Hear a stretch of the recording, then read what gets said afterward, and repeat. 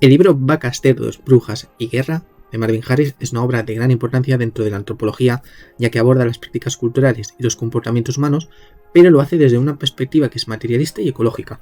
Harris es uno de los principales exponentes del materialismo cultural y sostiene que las creencias, los valores y las instituciones de las sociedades humanas no pueden entenderse sin considerar el contexto material y ecológico en el que surgen.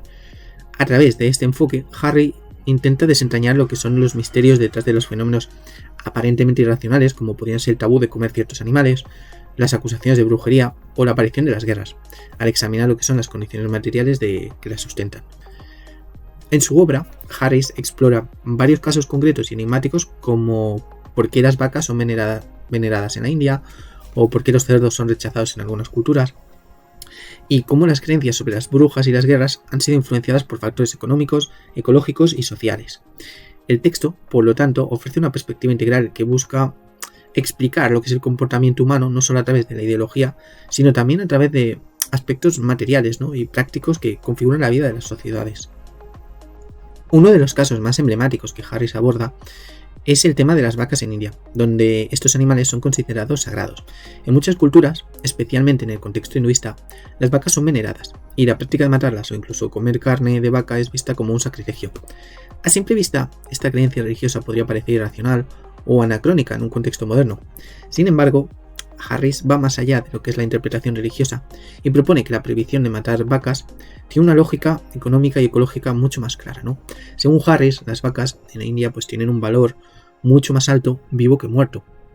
En un país donde la agricultura es una actividad fundamental, las vacas son esenciales para lo que es la producción agrícola, ya que proveen de estiércol que es útil para fertilizar los cultivos y pueden ser utilizadas también para tirar los arados. La carne de vaca, por otro lado, no tiene el mismo valor económico que su propio estiércol, ¿no? Y matarla sería casi como un acto de desperdicio. De hecho, la vaca se convierte en un recurso integral para lo que es la agricultura y el sustento de las poblaciones. Incluso el estiércol es utilizado para crear las propias casas de los agricultores. Además, en un contexto en el que la agricultura depende de la rotación y la fertilización de la tierra, los beneficios prácticos de conservar a las vacas vivas son obvios, son evidentes. Por lo tanto, la veneración de las vacas, lejos de ser una simple cuestión religiosa, tiene una explicación mucho más profunda, mucho más materialista, que responde a una lógica económica en un contexto agrario. La cultura hindú, al venerar la vaca, está protegiendo un recurso vital para la economía de su país, haciendo al final que la creencia religiosa refuerce la estrategia ecológica y económica.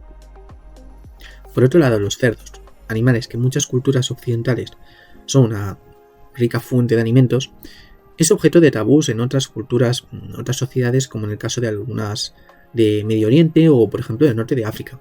Harris aquí también ofrece una explicación materialista para este fenómeno y en su análisis pues señala que los cerdos requieren una gran cantidad de alimentos para ser criados de manera eficiente.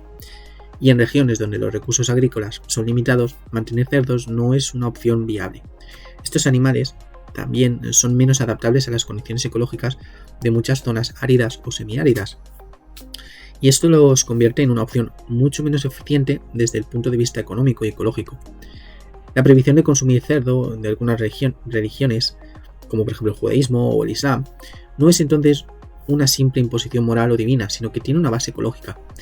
Las regiones donde el pastoreo o la agricultura no permiten la crianza eficiente de cerdos, el tabú tiene un sentido práctico, ya que evitar su cría pues optimiza los recursos disponibles para la comunidad.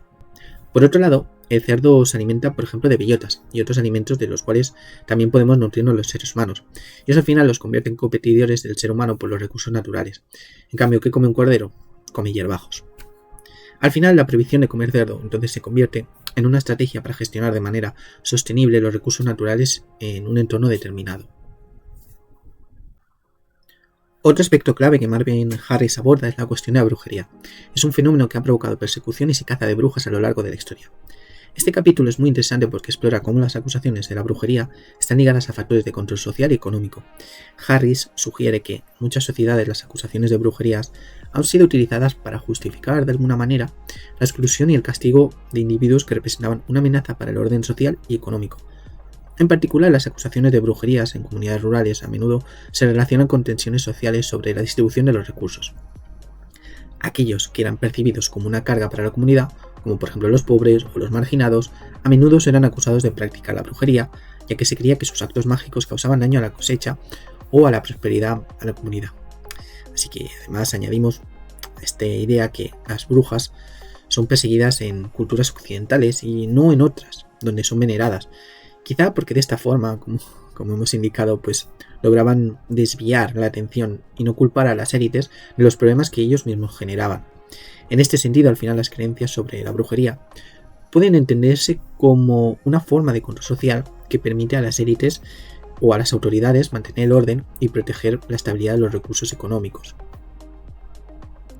Finalmente, Harris aborda el fenómeno de las guerras, un tema que a menudo se ha interpretado a través de lentes ideológicas, psicológicas o políticas. En su obra, Harris ofrece una hipótesis materialista sobre las causas de la guerra, vinculándola directamente con la necesidad de las sociedades de expandir territorios para obtener recursos. Para Harris, la guerra es un mecanismo de adaptación económica, una forma en la que las sociedades luchan por el control de las tierras fértiles, recursos naturales o rutas comerciales. Aunque las ideologías y los valores también pueden jugar un papel, el motor subyacente de la guerra, según Harris, es siempre la necesidad de asegurar supervivencia económica y territorial. La guerra, por lo tanto, no es un fenómeno aislado o irracional, sino que está estrechamente ligado a la economía de los pueblos y a las necesidades de expansión o de defensa ante la competencia de recursos. Las élites políticas o los grupos dominantes, al igual que las clases sociales subordinadas, pueden ver en la guerra una oportunidad para resolver conflictos económicos, sea por medio de la conquista de territorios, el acceso a recursos vitales o bien por la acumulación de poder. En conclusión, en Vacas, Cerdos, Brujas y Guerras, Marvin Harris nos ofrece una mirada radicalmente diferente sobre las prácticas culturales, proponiendo que detrás de esas costumbres, creencias y tabúes aparentemente irracionales existen ciertas lógicas económicas y psicológicas que responden a las necesidades materiales de las sociedades. A través de su enfoque materialista, Harris no solo da explicaciones profundas sobre fenómenos culturales específicos, sino que también nos invita a reflexionar, a repensar sobre las bases de nuestra comprensión sobre lo que es la cultura humana y su evolución. En última instancia, Harris nos desafía a ver la cultura humana no solamente como un constructo ideológico, sino como un complejo sistema adaptativo en el que las condiciones materiales juegan un papel fundamental en la conformación de nuestras creencias y nuestras prácticas sociales.